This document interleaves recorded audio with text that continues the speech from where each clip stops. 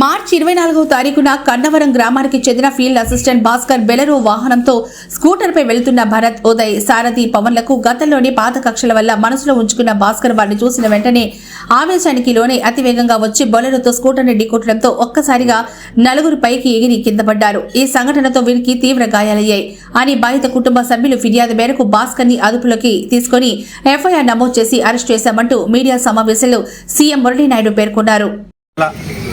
సాయంత్రము గవర్నమెంట్ ఆసుపత్రి నుంచి ఒక ఇంటిమేషన్ వచ్చింది. 4 పిల్లలు ఈ విధంగా దెబ్బలు తగిలినాయి, పడ్డారు అని చెప్పి వచ్చారు. ఇమ్మీడియట్గా అక్కడి నుంచి ఎక్కువ దెబ్బలు, ఒక పిల్లగాడు చౌపతుకుల్లో ఉన్నాడు, 2 కాళ్ళు చేతులు ఇరిగాయి, ఇంకో పిల్లలకు బాగా దెబ్బలు తగిలాయి అని చెప్పడంతో ఇమ్మీడియట్గా అక్కడ వెళ్ళేసరికి వాళ్ళంతా మన తిరుపతికి 2, తిరువల్లూరుకి 2 షిఫ్ట్ చేస్తూ ఉండినారు. ఆ తర్వాత మేము స్వయంగా అక్కడ తిరువల్లూరుకి వెళ్ళాము. అందులో ఒక అబ్బాయి పూర్తిగా మాట్లాడలేని పరిస్థితిలో ఉన్నాడని తిరువల్లూరుకి వెళ్ళాము. అక్కడ తిరువల్లూరులో పవన్ అనే అబ్బాయితో ఒక స్టేట్మెంట్ తీసుకున్నాం. అతను వాళ్ళ మీదకి 4 పిల్లలు ఒకే స్కూటీలో వస్తూ ఒక చోట ఫోన్ చూసుకుంటూ ఉండగా మధ్యలో రాజగుంట, సత్యవేడు మండలం రాజగుంట గ్రామం దగ్గర పక్కన రోడ్డు పక్కన మార్జిన్లో పూర్తిగా సైడ్కు నిలబడి చూసుకుంటూ ఉంటే పాత కక్షలను మనసులో పెట్టుకొని ఆ కన్నవరం అర్జునవాడ గ్రామస్తుడు వాడి పేరు భాస్కర్, పేరువాయి భాస్కర్, ఇది ఫీల్డ్ అసిస్టెంట్, ఈ వాళ్ళ ఒక పాత కక్షలను మనసులో పెట్టుకొని తన బొలీరో జూపులో ఇక్కడే ఉందని సీజ్ చేసినాము.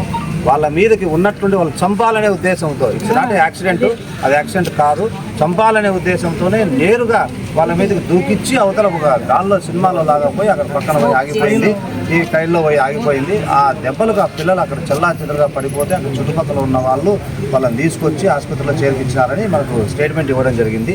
దీని వెనకల ఎందుకు జరిగింది, ఇది వెనకల ఏం పాత గొడవలు అని మనం ప్రశ్నించగా అని మనం లోతుగా విచారిస్తే ఈ పవన్ అనే అబ్బాయి ఆ కన్నవరం అర్జునవాడ గ్రామస్తురాలు ఒక అమ్మాయి సుమిత్ర అనే అమ్మాయిని గత 3 సంవత్సరాలుగా ప్రేమిస్తున్నాడని, వాళ్ళిద్దరూ ఇంటర్మీడియట్ చదువుకుంటున్నారు. అయితే ఈ అబ్బాయి సత్యవీడు జూనియర్ కాలేజీలో ఇంటర్మీడియట్ సెకండ్ ఇయర్ రాసి ఇంటి వద్ద ఉన్నాడు.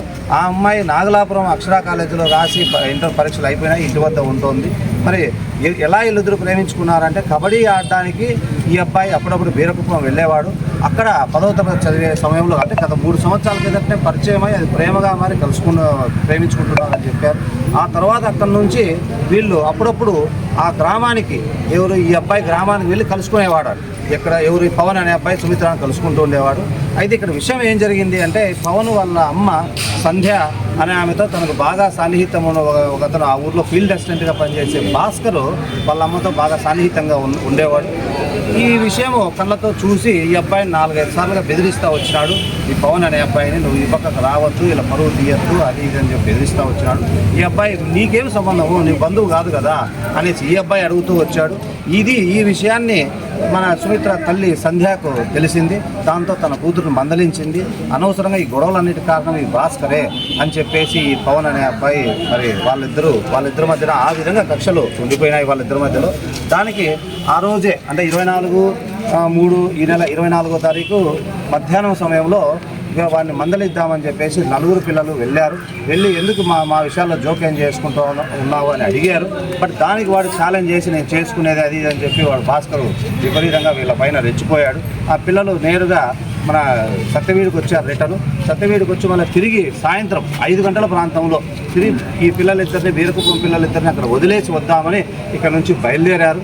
ఆ బయలుదేరి మధ్యలో వీళ్ళు ఒక ఫోన్లు రావడంతో నిలబెట్టి చూసుకుంటూ ఉన్నారు.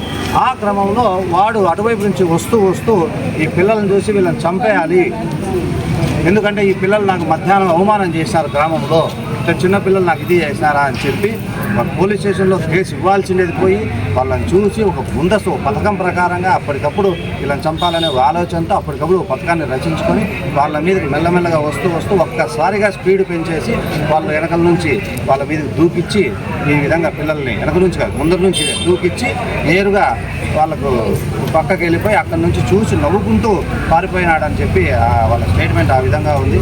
దీన్ని ప్రత్యక్షంగా మన ఒక సాక్షులు అక్కడున్న సాక్షులు చూశారు, కళ్ళతో అవును సార్ మేము వెహికల్ వెనకే వస్తున్నాం, అయితే వీడు ఒక సినిమాలో గాల్లో లాగా లేచి గుద్దేసి గాల్లో లేచి దాంట్లోకి దూకించి అక్కడ నుంచి పారిపోయాడు వాడు అని మనకు ప్రత్యక్ష సాక్షులు కూడా చెప్పడం జరిగింది. ఇమ్మీడియట్గా అదే రోజే ఆ రాత్రే 307 డైరెక్ట్గా ఇది యాక్సిడెంట్ కేసు కాదు కాబట్టి మాకు క్లియర్గా తెలుసు కాబట్టి డైరెక్ట్గా హత్యా ప్రయత్నం కేసు కింద మనం రిజిస్టర్ చేసాం సత్యవీడు పోలీస్ స్టేషన్లో. సత్యవీడు ఎస్ఐ గారు లేకపోతే మన వర్ధయపాలెం ఎస్ఐ ఇన్ఛార్జ్ ఆయన లీవ్లో ఉన్నారు. వర్ధయపాలెం ఎస్ఐ ఇన్ఛార్జ్ గారు దీనికి కేసు రిజిస్టర్ కూడా చేయడం జరిగింది. ఆ రోజునే ఇమ్మీడియట్గా అంత లోతుగా దర్యాప్తు జరిపి తగిన సాక్షులందరినీ విచారించి అదుపులోకి తీసుకోవడం జరిగింది. ఈరోజు నిన్న సాయంత్రం